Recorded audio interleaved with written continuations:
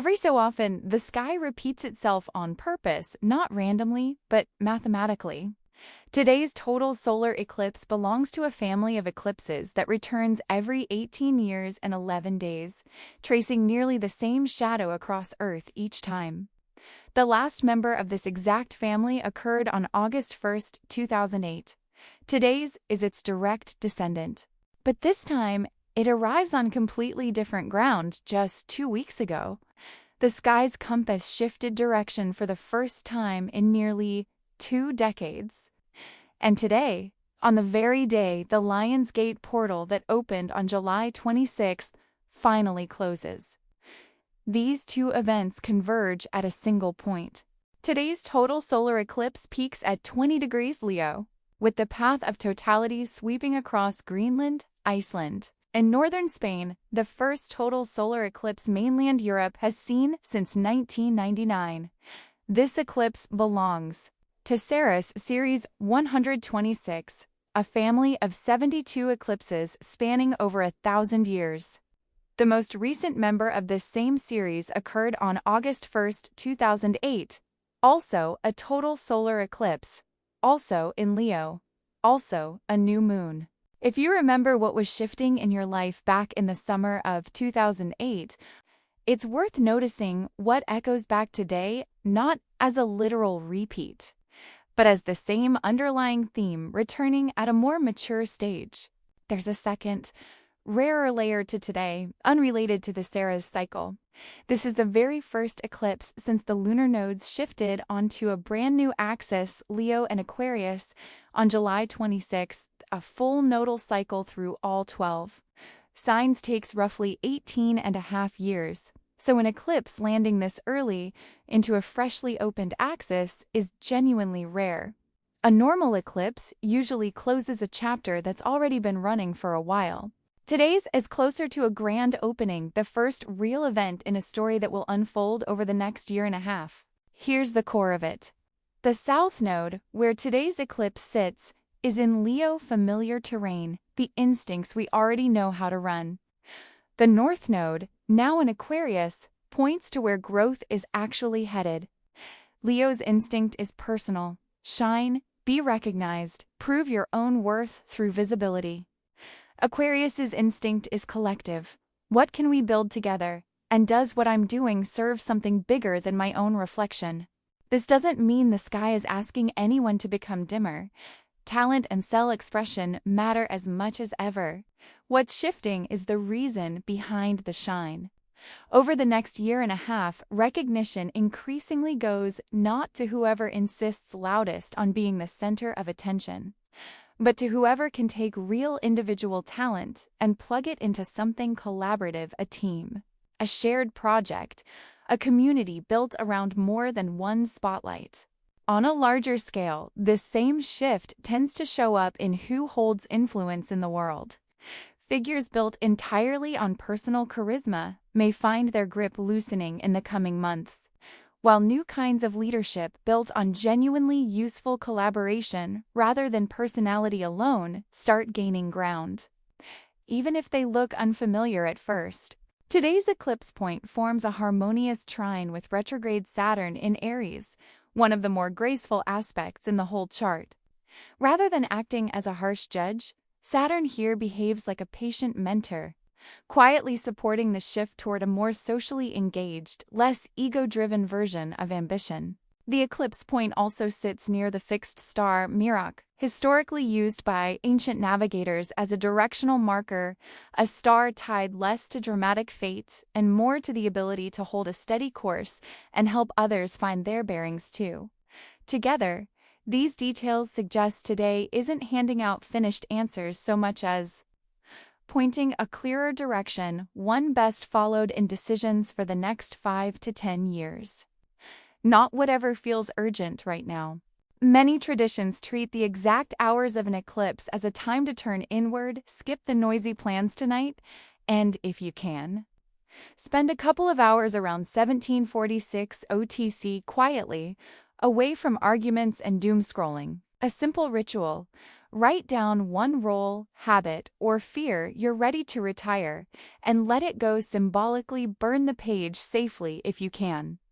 Then write one intention for the year and a half ahead, and sit with a few minutes of real quiet. Later tonight, once the eclipse has passed, step outside. The Perseid meteor shower peaks on this exact night, streaking across a moonless sky, arguably the best possible closing image for a day built entirely around new beginnings. Aries, this eclipse lands in your 5th house of romance, creativity, and self-expression, but because it sits on the South Node, its real job isn't to open a new love story, it's to help you release one that's already run its course. You may look at a relationship or creative project you've been chasing for the applause and realize it stopped feeding you a while ago. If you're single, this can finally close an old chapter you've been quietly hoping would reopen. The goal isn't a dramatic breakup, it's honesty about what's actually still alive, versus what you're maintaining out of pride. Taurus, the eclipse hits your 4th house of home, family, and roots, asking you to release outdated family scripts rather than chase a literal move or renovation. You may realize you've spent years trying to earn approval from parents or relatives, or quietly repeating patterns you never consciously chose. With the North Node now pointing towards your career sector, the next year and a half favors stepping into more public ambition and responsibility.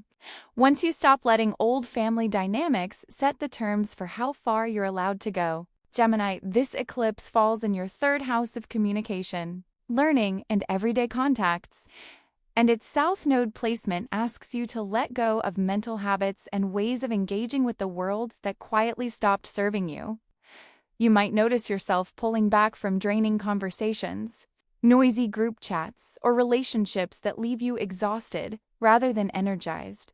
With the North Node now in your 9th house, the shift is toward depth over volume, fewer opinions absorbed from everywhere, more genuine understanding built from your own direct experience and study. Cancer, landing in your 2nd house of money and self-worth, this eclipse tends to surface exactly where your confidence has been quietly tied to your bank balance or possessions. You may notice fear-based financial habits over saving, overspending to feel secure, or avoiding a needed money conversation finally becoming impossible to ignore.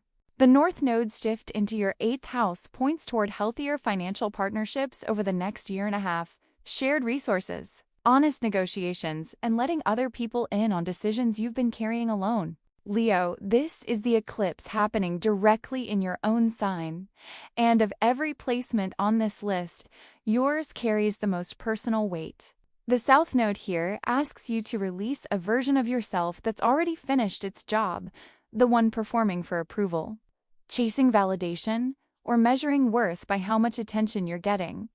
Old dreams may suddenly feel hollow, and ways of succeeding that used to work may simply stop working. The North Node, now in your 7th house of partnership, points toward building relationships based on mutual respect rather than being the center of every room. Virgo, falling in your 12th house of the subconscious and quiet endings, this eclipse is unlikely to show up as a loud external event. Instead, expect an internal unwinding old guilt, old fears, or emotional weight you've carried far longer than necessary finally starting to loosen. Some of you may see a job, project, or relationship that's been running on habit rather than genuine desire quietly come to a close.